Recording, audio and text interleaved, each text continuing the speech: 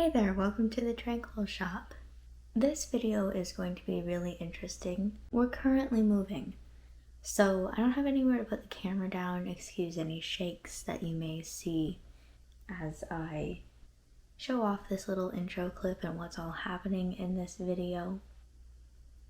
I have no table to put this on. This isn't necessarily a project for our store. And I know that sounds a little bit weird. Why would you put something on your store's social media if it's not something that's going to be sold? We're product testing. Basically, I am designing a bag, and I already know that it's not going to be something that is going to be in the store, but it's a good idea to do it so that I can expand upon it later and we can get things like this in the store later, just not exactly how this one is being done because it's taking me forever. Anyway, so I am trying to make a tote bag. First things first, I had to figure out how big tote bags are because I had no idea. I looked it up and the measurements that I found were like 15 by 15. I knew that I wanted the tote bag to be a sort of checkered pattern and that I wanted it to be 9 squares on the front and back. Basically like a 3 by 3. So 15 divided by 3, each square has to be 5 by 5. Glad that we could do the math there. I also decided I'm going to do a square like in between to make it more of like a 3D boxed shape rather than just like 2 sides and sew it together. So all in all, I think I'm doing like 27 squares. Anyway, so the colors that we are using for this is, they're all Red Heart Super Saver, I believe. This one is Aruba Sea. And then we're going to offset it with some soft navy. And then I'm kind of worried that that's not going to be enough and that we're going to need more yarn, but I don't have any more of these left. I don't really want to go buy them. They're leftovers. And just in case we should need a third yarn color, or just a third yarn in general, more yarn, I have this one. Problem with it, I have no idea what color it is. So if you want to make this bag yourself, good luck. But that is the general plan. One of the biggest reasons why I say that this probably isn't going to be something that is in the store is because I have already made 2 squares for this project, little 5 by 5, 5 inch by 5 inch single crochet the entire thing, squares. And each one took me an hour. So, according to our pricing guidelines, every hour it takes for us to make something is $10 for the price. If this project needs 27 squares in order to create it, that is $270, and that is an outrageous price for a bag. I do not feel comfortable pricing a bag that much. We'll probably tweak it in the future. I have ideas of what else that I can do to make it go a little bit faster, but these just take forever. I'm 2 hours into this project already. Working on my third. I just started this one a little bit ago, and I can already tell it's going to be a lot more work than what I would want to put in the shop simply because of cost reasons. But yeah, in this video I thought it would be nice if we record our journey along the way of making this bag. We're gonna get into it. It has been a while since I last recorded for this video. Like, I think it's been almost an entire month. I've just kind of been having a really hard time with this bag and trying to work with it. So let me explain this to you. So my original concept idea for this bag was I was going to do 3 different colors of 3 different squares with 3 different stitches as a sort of sampler thing, try to figure out which stitch I liked the best for a bag. I was going to do single crochet squares, I was going to do granny squares, and then I was going to do corner to corner squares. And I have been slowly working my way through the single crochet squares.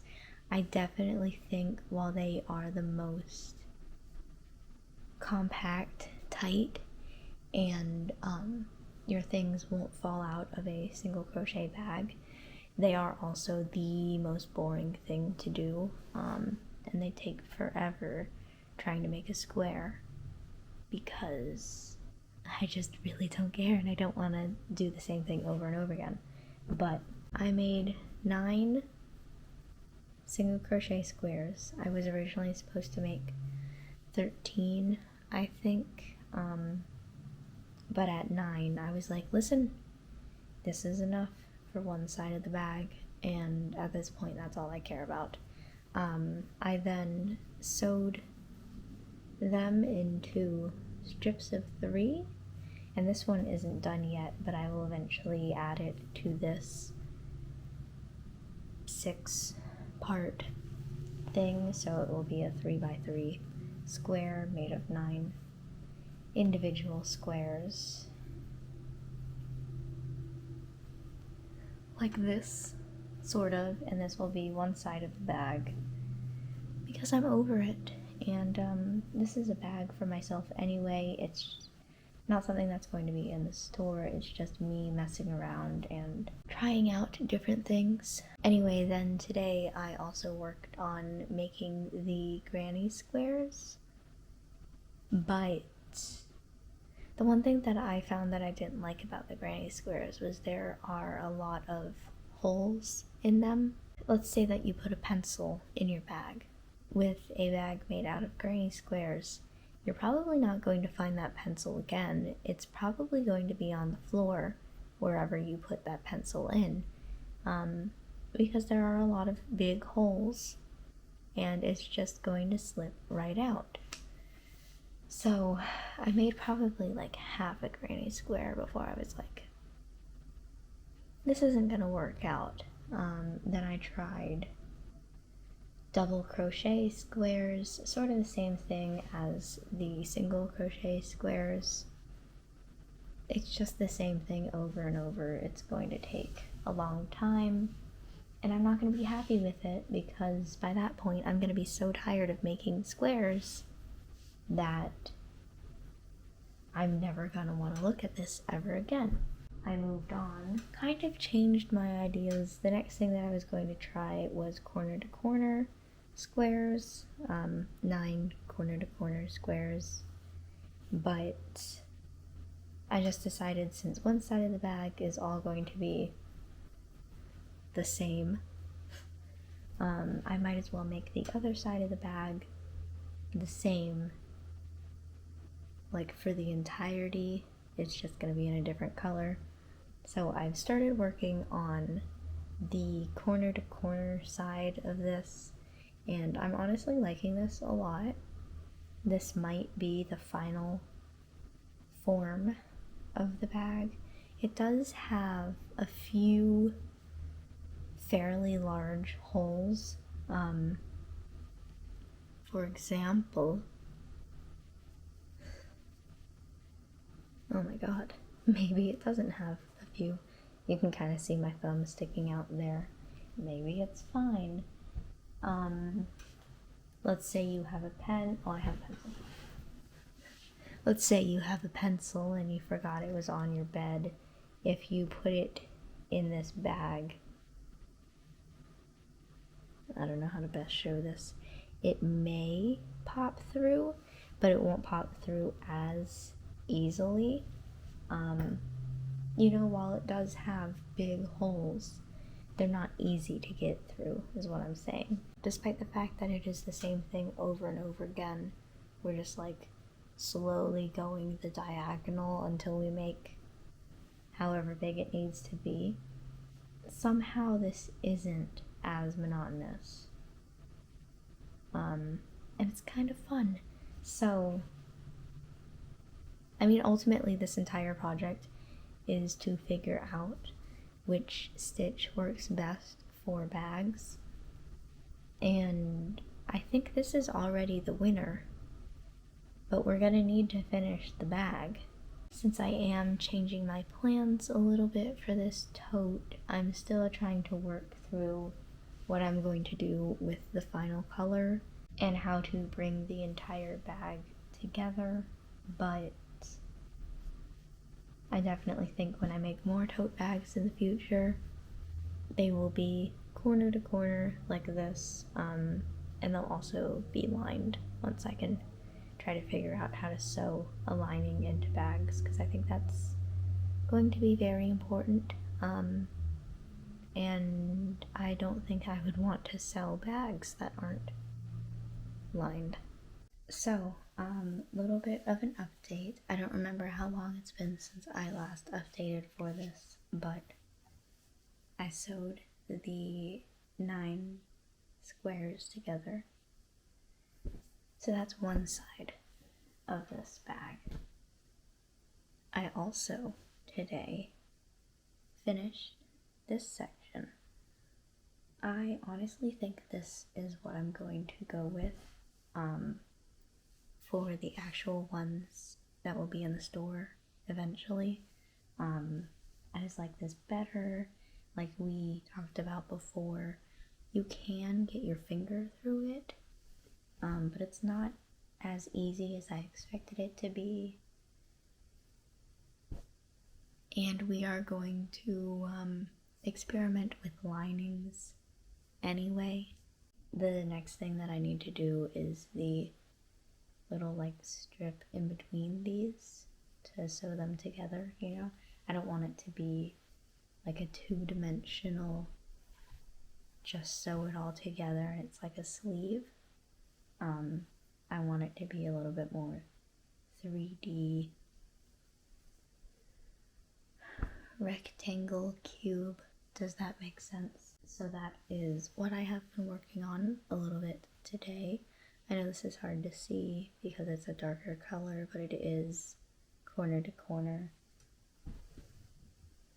like this one is. And I'm just gonna do a lot of this until I get all the way around 3 sides of these large squares. And then enough for the handle or strap. I don't really have a plan for how exactly long I want it to be, but we'll just keep doing this until it looks good. So I changed my mind again with the bag, and I also got a nice new chair for this area. Yay! So I was originally going to do instead of making it a 2D sleeve, I was going to make it more of like a 3D box sort of shape and add a handle, that's not the word that I'm looking for, a strap to it and do it that way. But while I was making sort of like the strap and the sides to the bag all as one thing, I was like, this is really annoying. So I just made the strap and now it's just a sleeve.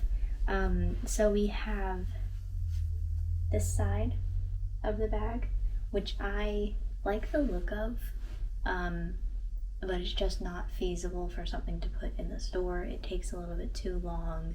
The price would be too high for a bag, something that like a high enough price that I'm not comfortable selling a bag at that price. So I do like this side better. The other side looks like this, which I think is what I am going to actually do.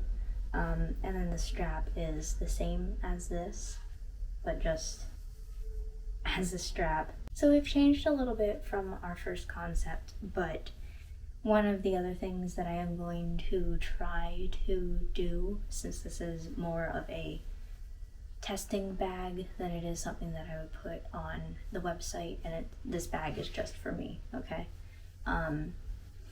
So I'm going to make a liner for inside of the bag and just see how that goes, just because I want to play around with it. This isn't the type of bag that you would need a liner for. As I said before in this video, I can poke my finger through this side. Can't do it on this side, trust me. I can poke my finger through this side, but not enough that I would be really worried. I think if you had something like a pencil, okay, if you had a wooden pencil, it might fall through, but like a mechanical pencil, I don't have one near me. You know how it has that little clip on the end near the eraser? I think that clip would stick to that hole and let it like not fall out. So I think anything besides wooden pencil shaped would be fine, and even then like a wooden pencil would really have to try to escape this bag, I think. But I'm just gonna line it anyway because I'm curious about linings. I've heard that you can use a sewing machine on Crochet, but that just doesn't sound right. Like I've seen people doing it before, but I just don't think that that's something that you can do. So I'm gonna try it out for myself, see how that goes, if it's really easy, and then go from there. But otherwise, when I make these for the shop, it's probably going to look like this side. This side may or may not have a liner. We'll see that next clip. So I did not, in fact, record any of me sewing the lining for this bag that I've been keeping on the back of my chair for the past like 3 weeks or something like that. I had like a little sewing session with my grandma where she had stuff to do and I also had things to do. So we just got together and sewed our things together. I don't really know how to explain that. We just like had a little nice chill moment where we sewed in the same room. And I finished the bag. Despite the fact that I don't have any footage of it, I do want to say it was like super easy. I was expecting it to be like, it could be possible, but it wouldn't be the easiest thing in the world. But like this thing ran through the machine like butter. So you can definitely sew onto crochet and it's completely fine. You don't need, sometimes when you're sewing you need like a piece of paper. I've done that before. In order to get your sewing to really stick, you like sew on top of just like a piece of